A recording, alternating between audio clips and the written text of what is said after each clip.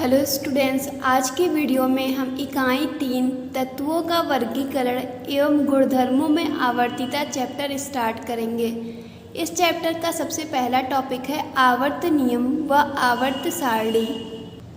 हम यहाँ पे ये समझेंगे कि आवर्त नियम क्या है और आवर्त सारणी की आवश्यकता क्यों है। अगर हम तत्वों की बात करें तो हम देखते हैं कि कुछ तत्व हमें ऐसे मिलते हैं जो एक जैसे गुणधर्म वाले होते हैं। फिर हमें कुछ और भी तत्वों का समूह मिलता है जिनके गुण समान होते हैं। तो हम देख सकते हैं कि इसी तरीके से हमें अलग अलग समूह मिलता है तत्वों का जो एक समान गुण रखते हैं। तो हम देखते हैं कि अगर हमें किसी एक समूह को लेते हैं और इस समूह में मान लीजिए बहुत सारे तत्व हैं, तो अगर हम किसी एक तत्व के गुणों का अध्ययन करते हैं तो हमें पता चल जाएगा कि इस समूह में जो अन्य तत्व हैं वो किस प्रकार के गुण रखते हैं। तो इसलिए देखा गया है कि अगर हम तत्वों का वर्गीकरण कर देते हैं तो इन तत्वों के गुणों का अध्ययन आसान हो जाएगा। हम एक तत्व के या फिर उस समूह के किसी हम सामान्य लक्षण के बारे में पढ़ेंगे और हमें इस समूह के सभी तत्वों के गुणधर्मों के बारे में पता चल जाएगा। गुणधर्मों का अर्थ है कि तत्व के भौतिक और रासायनिक गुण। तो हम देख रहे हैं कि अगर हमें तत्व के भौतिक और रासायनिक गुणों का अध्ययन करना है तो हमें तत्वों का वर्गीकरण करना आवश्यक है। तत्वों का वर्गीकरण करने के लिए देखा गया कि जिन तत्वों के गुणधर्म समान हैं उनको एक समूह में रखा गया।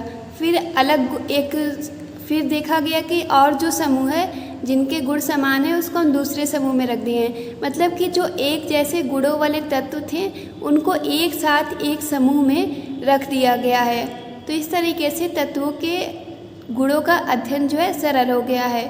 तो इस तरीके से हम वर्गीकृत कर रहे हैं तो हमें एक सारणी मिलती है और इसी सारणी को ही हम आवर्त सारणी कहते हैं। और इस आवर्त सारणी को बनाने के लिए एक विशेष नियम का उपयोग किया जाता है जिसे हम आवर्त नियम कहते हैं।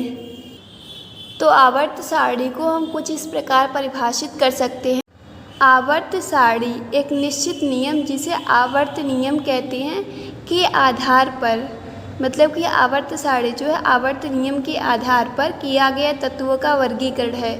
मतलब कि तत्वों को अलग अलग वर्गों में बांटा गया है और वर्गों में इस प्रकार से बांटा गया है कि जिससे समान गुण प्रदर्शित करने वाले तत्व एक निश्चित ऊर्ध्वाधर समूह में उपस्थित रहते हैं। तो ऊर्ध्वाधर का अर्थ होता है खड़ी लाइन से। तो हम देख रहे हैं कि जो वर्गीकरण है तत्वों का उसमें जो समान गुण वाले तत्व रहेंगे वो एक ऊर्ध्वाधर कॉलम में रहेंगे, दूसरे गुणों वाले दूसरे ऊर्ध्वाधर कॉलम में रहेंगे। तो हम देख रहे हैं कि एक समान गुणों वाले जो तत्व होंगे वो एक साथ एक कॉलम में रहेंगे, दूसरे प्रकार के गुणों वाले तत्व दूसरे कॉलम में रहेंगे और इस तरीके से पूरे कॉलम को बना के तत्वों का वर्गीकरण किया गया है।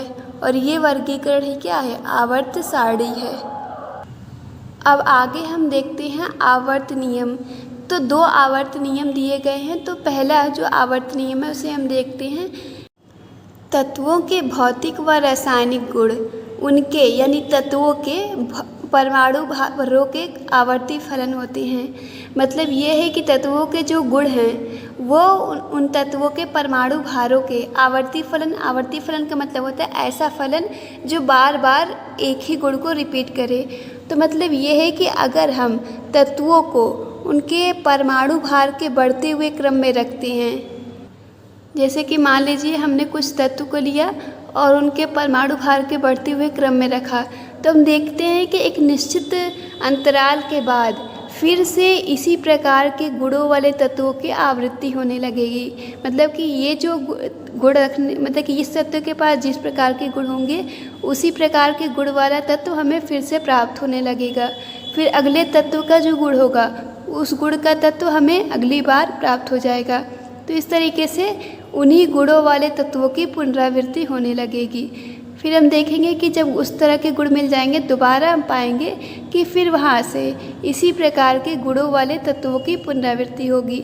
मतलब कि एक निश्चित अंतराल के बाद एक जैसे ही गुण वाले तत्व आने लगेंगे।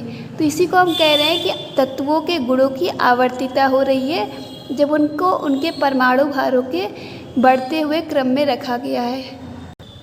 यही आवर्त नियम है। और इन्हीं नियमों के आधार पर मेंडलीव की मूल आवर्त सारणी का निर्माण किया गया है। तो चूँकि ये आवर्त नियम ही गलत था, इसलिए देखा गया कि जो मेंडलीव की मूल आवर्त सारणी थी उसमें बहुत ज़्यादा कमियां थीं। तो फिर इस आवर्त नियम को संशोधित किया गया और एक दूसरा आवर्त नियम दिया गया जिसे आधुनिक आवर्त नियम कहते हैं। तो आधुनिक आवर्त नियम है कि तत्वों के भौतिक और रासायनिक गुण उनके यानी तत्वों के परमाणु क्रमांकों के आवर्ती फलन होते हैं। इसका अर्थ ये हुआ कि अगर हम तत्व को अब उनके परमाणु भार के बढ़ते हुए क्रम में न रखकर उनके परमाणु क्रमांक के बढ़ते हुए क्रम में रखेंगे तो हम देखेंगे कि एक निश्चित अंतराल के बाद उसी प्रकार के गुणों वाले तत्व पुनः आने लगेंगे। फिर उसके बाद फिर उसी अंतराल के बाद उन्हीं गुणों वाले तत्वों की पुनरावृत्ति होगी। तो इस प्रकार तत्वों के जो परमाणु क्रमांक हैं वो उनके रासायनिक और भौतिक गुणों के आवर्ती फलन होते हैं। तो यही आधुनिक आवर्त नियम है और इस नियम के आधार पर भी आवर्त सारणी का निर्माण किया गया। इस नियम के आधार पर 2 आवर्त सारणियाँ बनाई गई हैं। पहला है मेंडलीव की संशोधित आवर्त सारणी। तो यह आवर्त सारणी जो मूल आवर्त सारणी थी उसी में संशोधन करके बनाया गया है। और दूसरी है दीर्घाकार आवर्त सारणी। इस चैप्टर में हमें मेंडलीव की संशोधित आवर्त सारणी और दीर्घाकार आवर्त सारणी के बारे में विस्तृत रूप में पढ़ना है।